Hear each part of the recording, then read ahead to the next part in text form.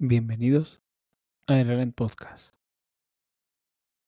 Bien, hoy quería comentar, obviamente, la triste noticia de que falleció el Papa Francisco ayer. Bueno, de hecho, estoy grabando el martes por la noche, pero vaya, llevamos ya casi 48 horas con el Papa fallecido. Y bueno, quiero simplemente comentar un poco su figura, lo que ha significado para mí, o por lo menos tal como yo lo he visto. Y, y bueno, vamos un poco a ello. Realmente, afortunadamente, el Papa, no solamente el Papa Francisco, sino la Iglesia Católica, tiene mucha relevancia en el mundo actual. Y el ejemplo es que yo no sé ya la de podcast que he escuchado, o sea, de hecho todo lo que escucho básicamente, o casi todos los de temática de política, análisis de actualidad, han tratado el tema. Si bien es cierto que desde una perspectiva más humana, más política, repito, eso significa que, aunque no sea desde el punto de vista religioso, pues la Iglesia Católica tiene mucho peso, ¿no?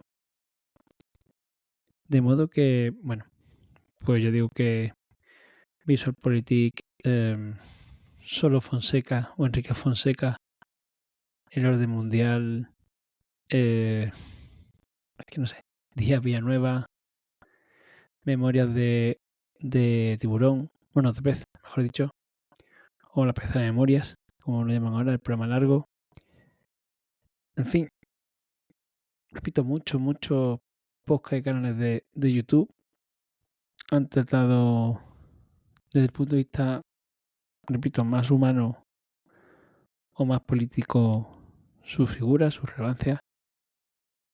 Y bueno, también obviamente desde el punto de vista religioso o como papa, como cabeza de la iglesia, pues también hay varios podcasts de los que sigo.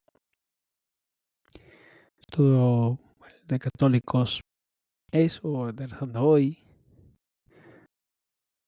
10 minutos con Jesús, ¿no?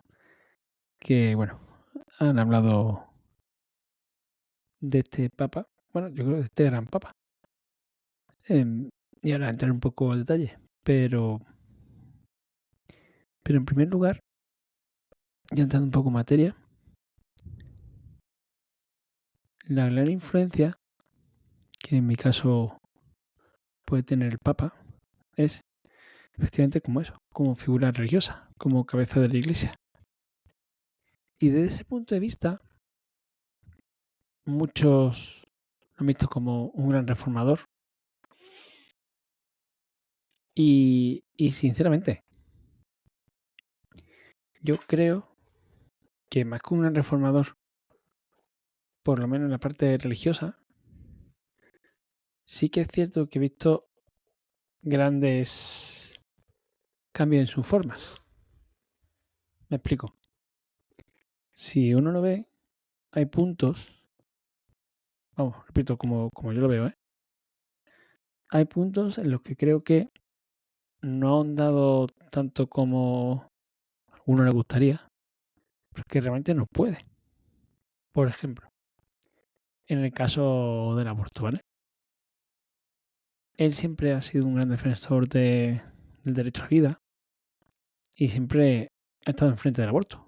Yo desde su época de obispo y arzobispo y cardenal en Argentina. Y esto, repito, es uno de los puntos que, que nunca puede estar a favor. Ni siquiera en caso a lo mejor de violación, que se puede entender que una legislación civil, derecho civil, puede lo que se llama, a ver si me sale, despenalizar. No, pues es un caso en el que se despenaliza el aborto. Se puede entender. Digo, desde un punto de vista político de legislación civil. Pero desde un punto de vista religioso, católico, no se puede entender. Otro punto es el tema del matrimonio, que aunque sí que es cierto que tuvo, me leí el documento que sacó al respecto, era un poco ahí complejo, es un poco delicado el tema, sobre parejas del mismo sexo, donde, bueno, pues se permitía o sí, se permitía básicamente, ¿no? Que se pudiera bendecir.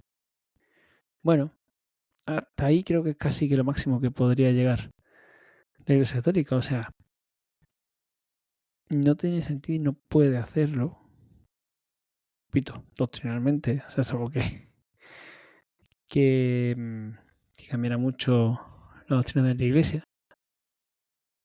No puedes llamar un matrimonio a una unión que no sea de un hombre y una mujer. Porque es que esa es la definición de matrimonio que tiene la Iglesia. Con lo cual, si es tu definición, o sea, que cambia la definición, no lo puedes considerar otra cosa. Volvemos al mismo caso. Es que entonces hay que legalizar o hay que... No, o sea, si a nivel civil, yo entiendo que la legislación civil, pues, sí, como dice, ¿no? Legalice las uniones del mismo sexo. No hay ningún problema. No deja de ser, entre comillas, un contrato de convivencia. A nivel civil, a nivel de legislación, repito. Entiendo que tú me digas que por cuestiones de impuestos, de herencias, de permisos, de, en fin, mil cuestiones, reconozcas que esas dos personas conviven juntas, o sea, conviven, perdón, si convivir implica que tiene que estar juntos, ¿no? Y que hay que reconocerlo, pero igual que si reconocer las parejas de hecho, ¿no? O los matrimonios civiles. Dices, claro, no es un matrimonio, no hace falta un rito religioso. Es más, yo entendería que separar totalmente la parte religiosa de la civil. Que bueno, que por ejemplo aquí en España, pues el que se casa por el rito católico, o bueno, como en mi caso, yo me casé, como se suele decir, ¿no? Por la iglesia, pues obviamente mi matrimonio o ese matrimonio católico tiene reconocimiento civil y se considera un matrimonio civil a ojos del Estado español. ¿Vale? Pues fantástico, maravilloso, no hay ningún problema. Así que en ese sentido, repito, las parejas del mismo sexo, pues yo creo que ahí el Papa Francisco ha llegado bastante lejos o todo lejos que puede llegar. Por otro lado, en la apertura de iglesia de los homosexuales se ha recalcado mucho una frase, perdón, que dice, si un homosexual se interesa, ¿no? Por Dios, como que se acerca a Dios, ¿quién soy yo para juzgar? Pero es que esa frase, es mucho, claro, es que ha visto, porque eso Juan Pablo segundo o Benito XVI no la diría. Hay que recalcar una cosa, y es que la iglesia, o sea, no condenado, por así decir, no es pecado o no condena que una persona sea homosexual. Lo que se condena es la práctica de la homosexualidad. Por igual que condena o que considera pecado la práctica de ese tipo de acciones fuera del matrimonio, aunque no sean homosexuales, aunque sean heterosexuales. Entonces, en ese sentido, no sé qué problema hay. Repito, no es un cambio de doctrina, no es algo que Juan Pablo II o Benito XVI, ¿no? Por decir los dos últimos papas que sí están más recientes en esta memoria y se consideran, entre comillas, conservadores, no pudieran decir.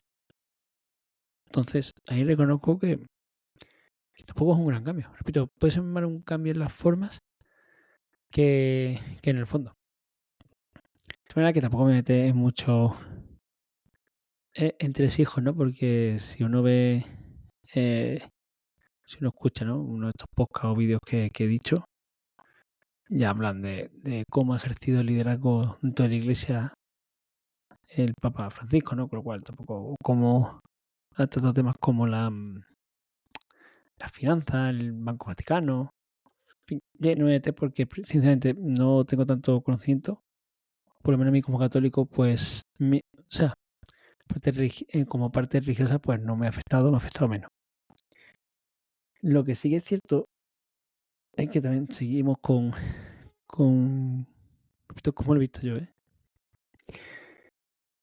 También he visto cierta apertura o cierto acogimiento que volvemos a lo mismo, son cambios de formas y no tanto de fondo,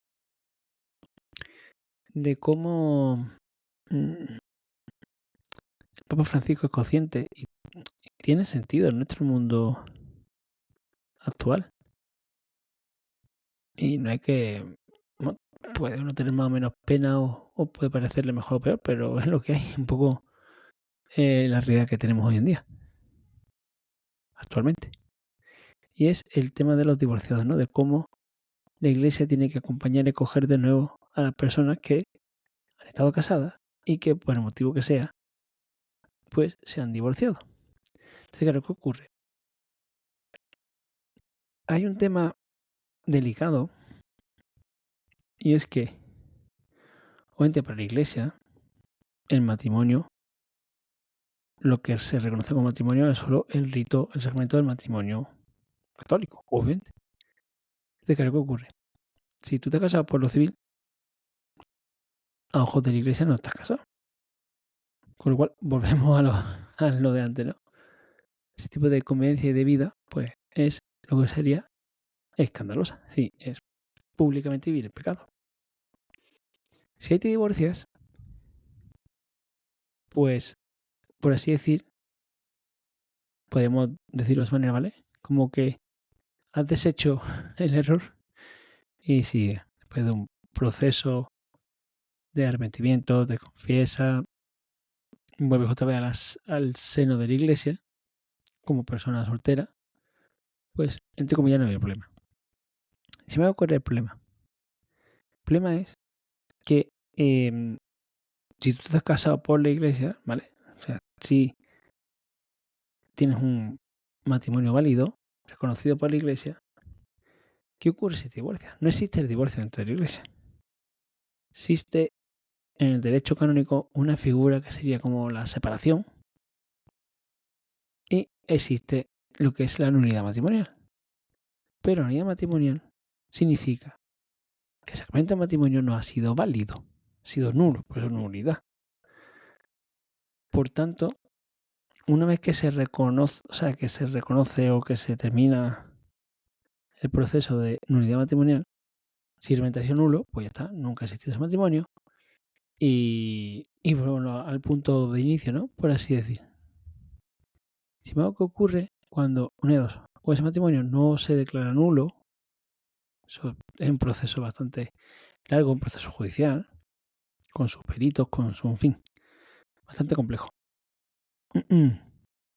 ¿Qué pasa si no se considera nulo? O ¿qué ocurre si nunca se ha iniciado ese proceso? Con lo cual, bueno, pues tú nunca has dicho que ese matrimonio, nunca has buscado que ese matrimonio sea reconocido nulo y por tanto, a ojos de la iglesia, repito, sigues casado, ¿vale?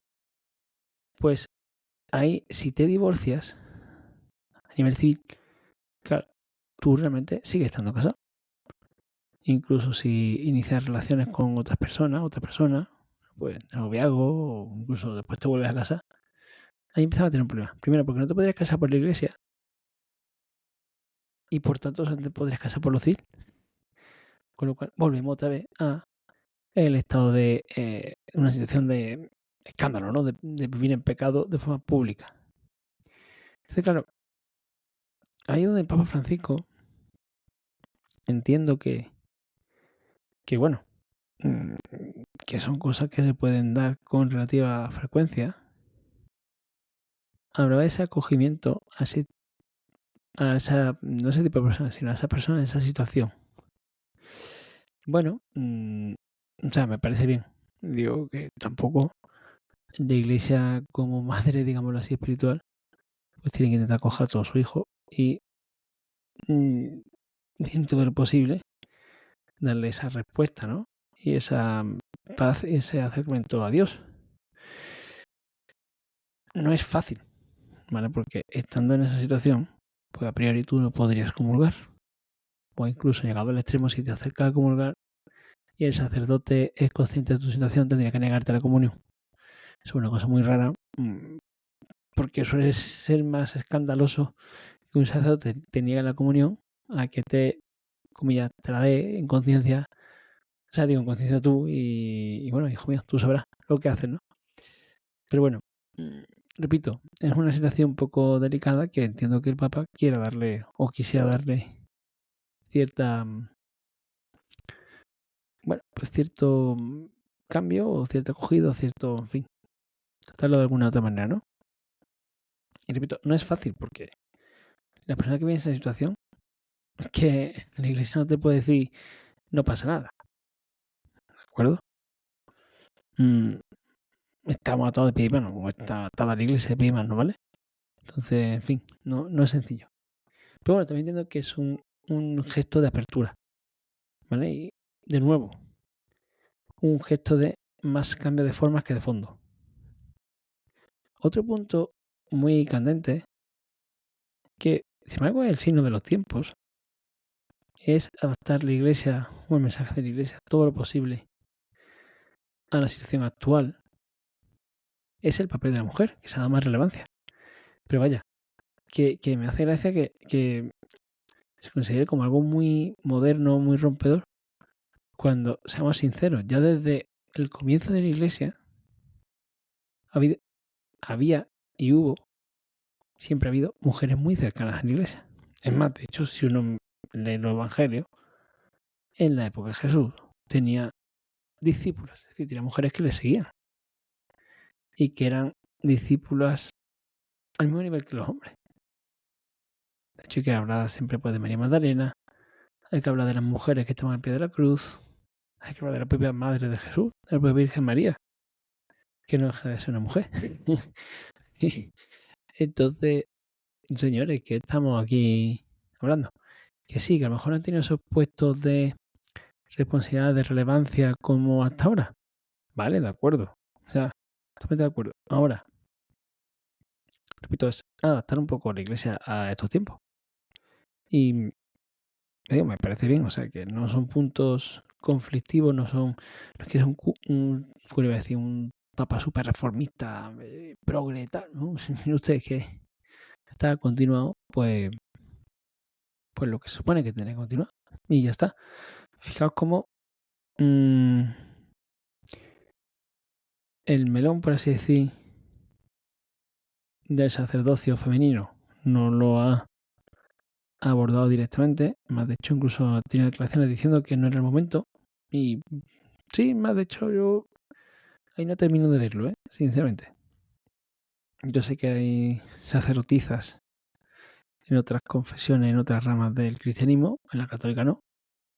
E incluso desde hace ya, desde la época de Juan Pablo II, hay muchos acólitos, sí, lo que se entiende por monaguillo, que son niñas, son mujeres.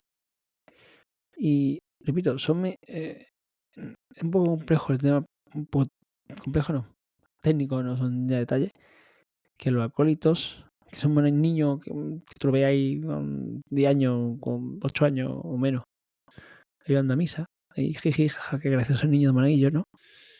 No dejan de ser ministros del altar, con lo cual, mi mujer esa ministra del altar queda un poco raro, aunque solamente sabe servir, ¿no? De hecho, ¿verdad? Que la mujer en la iglesia, en lo que es el día a día de la iglesia, hacen de todo. Pueden, no sé, todo lo que se puede ayudar al día a día de la iglesia, de la organización. En la misa, no sé, leen, pueden dar la comunión. No sé, que no ha entrado en el punto de sacerdocio. Y repito, el mismo reconocía que no era el momento ni que estaba.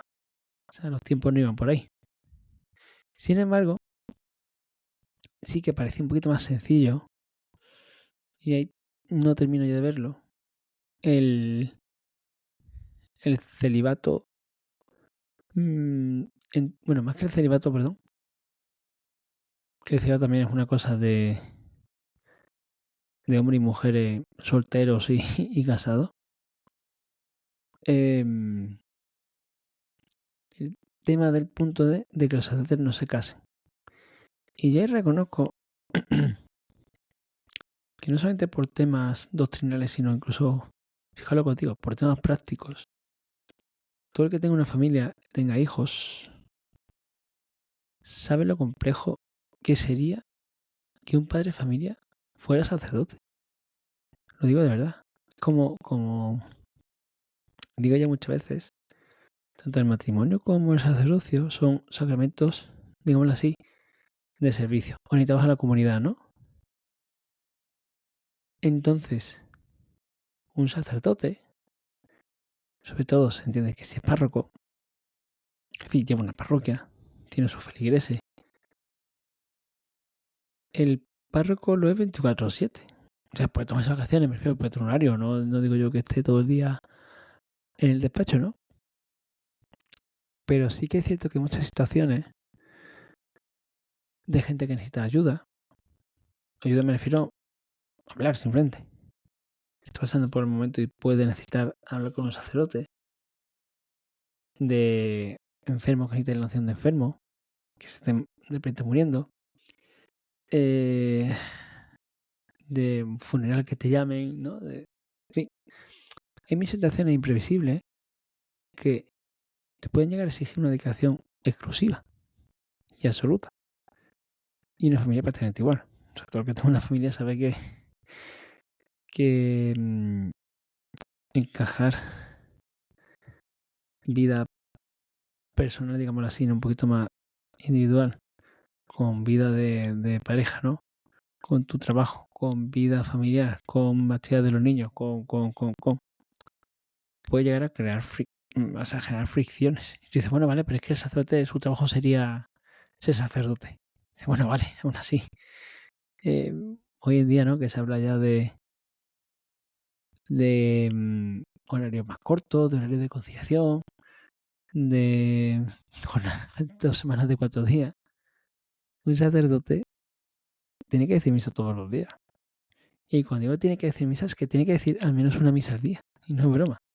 Es así. Su orden sacerdotal, sus... no lo diré. En fin, su sacramento implica eso. Teniendo en cuenta que además las misas se concentran, aparte de la que deja una diaria o dos, las misas se concentran en el fin de semana. Y todo el que haya dado una boda y un bautizo y una comunión se concentra el fin de semana. Entonces, ahí reconozco que, salvo en casos, ¿no? Que se hablaba, ¿no? De la Amazonia, de la Sudamérica un poquito más profunda, donde la falta de vocaciones era ya más vocaciones y de efectivos de sacerdotes, ¿no? Como siempre, como dice el Evangelio, roga al dueño de la mies que mande obreros porque la mies es mucha y los obreros son pocos. Refrida, el mundo es muy grande y los sacerdotes son lo que son. Sobre un caso como eso, que bueno, puedo entender que se plantee, realmente complejo. Es más, de hecho, de nuevo, si nos volvemos al Evangelio, habla claramente de la mujer y de la suegra de Pedro. También se entiende que Pedro dejara a su mujer cuando empezó a seguir a Jesús y cuando posteriormente no solamente es que lo siguiera, sino que fue el primer papa y que posteriormente murió mártir. Entonces, vamos, a lo mejor, y pues seguramente Pedro no sería el único, ¿eh? A lo mejor Juan que estuviera soltero o un poco más, no sé. Además, si eran hombres judíos adultos, lo normal es que se casaran o que estuvieran casados. Entonces digo que complicado el tema. Pero bueno, otro punto hay que el Papa tanteó. ¿Qué más? Y temas complicados, temas que el Papa abordó. Yo digo, de la parte de económica y finanzas del Vaticano, que no me voy a meter porque me parece un poquito más complejo y no lo tengo tan dominado. El tema de la curia romana, o mejor dicho, del presidente del cónclave que se va a reunir ahora, formado por el colegio cardenalicio, es decir, por todos los cardenales. Es verdad que ahí el Papa sí quiso, y tiene sentido, abrir más la iglesia al mundo. Teniendo en cuenta que además que es la iglesia católica y católico significa universal, tiene sentido la distribución geográfica aumentara y tengamos actualmente muchos cardenales o mayor número de cardenales fuera de Europa. Y tengamos cardenales americanos o americanos en general, africanos, asiáticos, de Oceanía, decía oceánico. Pero bueno, tiene sentido. Entonces, bueno, hasta ahí, pues independientemente de cada día, no es que el 80% de los cardenales, o mejor dicho, el 80% del colegio cardenalicio, porque una de las cosas que tiene que fallezca un papa es que uno vuelva a enterarse de todos los detalles de lo que implica un cónclave y su proceso de elección de nuevos papas, etc. Y uno de los detalles es que los cardenales que forman el cónclave son los menos de 80 años. Entonces, claro, bueno, pues ¿qué se dice? No, pues que los menos de 80 años, comenta eso la mayoría, la gran mayoría, pues el 80% lo ha nombrado el Papa Francisco, ¿no? Como se dice, los ha creado en el puesto de cardenal, lo ha creado el Papa Francisco. Bueno, pues muy bien. Como también dicen, el Papa Francisco viene de un cónclave donde él mismo estaba en ese cónclave, es decir, era cardenal nombrado por Juan Pablo II. Y en parte entiendo que por Benito XVI, los años que estuvo. Porque nombraré algún cardenal, seguro. No, nombraré algún cardenal, no, seguro porque en el colegio cardenalicio actual también hay cardenales nombrados por Benito. Incluso queda uno de Juan Pablo II, que ya hace ya unos cuantos años. Que hace poco celebramos por lo menos se recordó el 20 aniversario de su fallecimiento. Estoy en la carrera. Madre mía, ha llovido ya. En fin. ¿Qué más temas podemos, o creo yo que han sido relevantes en la época del Papa Francisco? Pues, más allá de la parte religiosa, la parte política o política económica, más humana, más mundana, sí que es cierto que entran varios temas que, de nuevo, son el signo de los tiempos. Son los temas que en general al mundo le preocupan. Como ha sido mucho la ecología, como ha sido la inmigración. De hecho, hay que recordar que su primer viaje fue a Lampedusa y ha tenido varios viajes donde ha habido crisis humanitaria, crisis de inmigración. Ahora se puede decir que el mundo está yendo hacia una situación más anti-inmigración, más de frontera cerrada, más nacionalista. Y el Papa como que su mensaje no hubiera encajado ahí, ¿no? O sea, choca claramente con las nuevas corrientes. Bueno, en fin, pues ya está. Pero sí que es cierto que siempre hablamos mucho de las periferias, digo como periferias sociales, periferias de situación vital, periferias, ¿no? La gente de fuera, y ahí aumenta la inmigración, o sea, los inmigrantes y la pobreza, muchas veces, bueno, pues van de la mano, tenía mucho peso. Entonces, aparte de la ecología, hay que, de nuevo, se puede entender incluso desde el punto de vista religioso la preocupación por el planeta. Al fin y al cabo, si uno coge el Génesis, la Tierra y el mundo, o sea, el universo en el que vivimos no deja de ser la creación de Dios. Y uno de los mensajes de Dios cuando creó a Adán y Eva, o sea, creó al hombre, es que cuidáramos, o sea, una mensajera, básicamente, macho, aquí te he puesto, ¿no? En ese caso era el jardín del Edén. Y Administrarlo, digámoslo así, que no, ahora mismo no caigo en las palabras concretas, ¿vale? Aparte de crecer, multiplicar y poblar la tierra. Y pues justamente antes hay una frase, ¿no? Como que ahí están las fieras del campo, están los animales, están los frutos, tal, un poco todo para nuestro bien. Pero claro, también implica administrarlo correctamente. Entonces en ese mundo, pues bueno, pues tampoco le da más peso porque también, de nuevo, el signo de los tiempos, o sea, las preocupaciones del mundo van por ahí.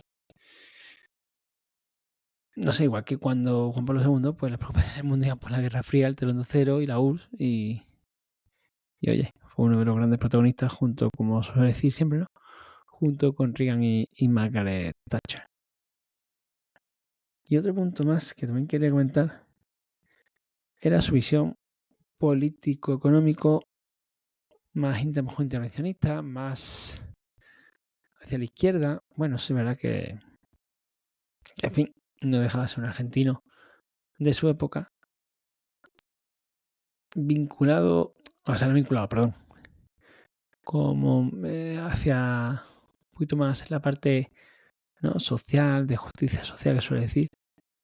Bueno, ahí reconozco que en ese punto, mm, no tanto como católico, porque bueno, la parte de opción de la iglesia es, no es que no sea fundamental, sino que no bebe, no es un dogma de fe, ¿vale? No es la Inmaculada Concepción de María, ni la Santísima Trinidad, que son las cosas que, como digo yo, no han cambiado, ni puede cambiar. Pero sí es cierto que ahí sí tenía un poquito más de desencuentro con el Papa Francisco, tanto en cuanto a liberal, como digo yo, ¿no? Y nada más empezar su papado digo, joder, esto es nuevo aquí, a los liberales nos dejan a los pies de los caballos y a las que nos pisoten. Que también puedo ser católico siendo liberal, ¿sabes? Que no hay ningún problema. Pero bueno, ya digo, sí que es cierto que incluso alguna reunión de estas con empresarios que tuvo en el Vaticano, yo recuerdo haber leído intervenciones de decir, por Dios, casi que estoy ahí y me ha dicho, toma, sumo pontífice, aquí tiene la llave de mi empresa, hala, ya que usted está listo, llévela, adelante. A ver, bueno, ya está, es lo que nos ha tocado y no uno puede estar de acuerdo con todo ni parecerle bien todo lo que haga el Papa. Digo, sobre todo porque es una figura que no deja de ser guía espiritual, ¿vale? Una figura religiosa, donde no solamente afecta a los cristianos o a los católicos, sino incluso a mucha gente de bien que no es católica. Y sus orientaciones van más allá de la parte religiosa, cosas como son. E incluso, y de nuevo otro melón que no voy a meter, pero el Vaticano, en cuanto a diplomacia, es un gran agente diplomático, es un gran agente geopolítico en ese sentido. Por eso me ha parecido tan curioso e incluso, oye, pues muchos puntos bien. Me han gustado como, repito, tanto podcasters, ¿no? Tantos periodistas, tantos analistas han tratado el Vaticano o la muerte del Papa Francisco, todas sus repercusiones, porque efectivamente sí que hay una emisión terrenal del Vaticano, sí que hay una dimensión terrenal del Papa, sí que la Iglesia tiene su parte humana y, oye, al final como toda obra humana tiene sus luces, sus sombras y bueno, realmente, aunque en el cónclave, obviamente como católicos, siempre creemos y confiamos en que es el Espíritu Santo el que inspira, no el que mete la papeleta en la urna, ¿vale? No baja una paloma y mete ¿no? Y mete los 2/3 ahí de la papeleta. Pero sí que es cierto que el Espíritu Santo está presente y, mm, inspira, ¿no? O sea, joder, estoy un poco hoy espeso. No esas son las palabras. Bueno, orienta y guía a los cardenales. para que elijan lo mejor. E incluso, no sé qué escuchaba, qué podcast era. Creo que este era de periodismo, ¿no? O sea, el debate, el mundo, alguno de estos. Donde decía que la iglesia siempre va como por delante, ¿no? Que parece que se adelanta a los tiempos, ¿no? Y oye, pues me gustó mucho la frase porque era claro, que incluso en los temas terrenales, queramos o no, si somos católicos y creemos que el Espíritu Santo es el que inspira y que es su influencia, digamos así, o sea, que a través de... No, eso tiene que entenderlo bien. No es que, repito, no es que sea el Espíritu Santo y diga, este es el Papa, o Dios directamente, ¿no? Pero sí que a través de los cardenales actúa.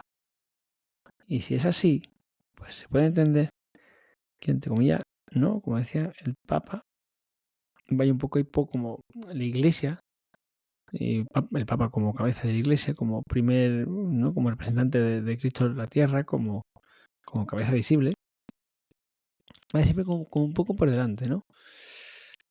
Y bueno, a ver ahora qué pasa, a ver, que salga, pues, que confía en el Espíritu Santo y ya está. No nos queda otro, o sea, el que salga bueno va a ser. Y si no lo es, pues ya vendrá otro que lo mejore. No nos queda más. La iglesia lleva aquí 2000 años y hasta que Dios quiera, pues aquí seguimos. O sea, que no va a haber papa que la tumbe, ni nadie, ¿no? Entonces, bueno, a ver si mete quién es el que eligen. De nuevo, simplemente lo único que queda es rezar por el Papa Francisco, aunque seguro que Dios lo estaba allí esperando diciendo, venga, San Pedro no, venga, entra, anda, que a ti te abro. Y también habrá que rezar por el nuevo, ¿no? Que los cardenales sepan encontrar esa sabiduría, esa lucidez para elegir al que ha de guiar a la Iglesia, a todos los católicos en los años siguientes, los que sea que dure el pontificado. Y ya está, no queda mucho más. Y yo creo que hasta aquí mi pequeño homenaje y comentario al Papa Francisco. Espero que el pobre no haya salido muy mal parado. Y que si alguien me escucha, pues no le haya aburrido demasiado. Bueno, nos vemos en el próximo episodio. Adiós.